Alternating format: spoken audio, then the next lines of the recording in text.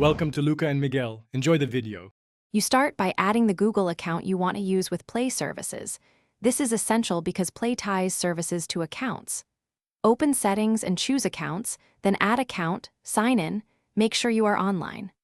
Once done, enable Sync for contacts and Drive so nothing is lost. You do this now so the Play Store and system services can recognize the new identity, otherwise apps may keep using the old account. Next, change the account used by Google Play itself, open the Play Store and tap your profile icon.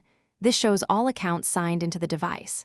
Select the new account so installs, updates, and billing use it. If purchases or subscriptions differ, check payment methods and subscriptions under Payments and Subscriptions.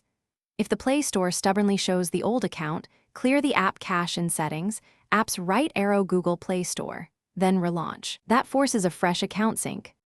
To finish, Verify Play Services uses the new account by checking app's right arrow Google Play Services, confirm permissions, and clear cache if needed.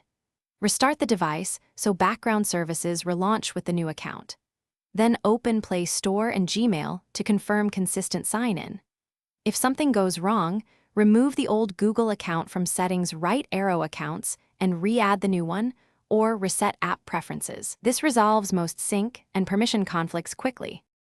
Thanks for watching and please subscribe. It's the best investment you'll ever make.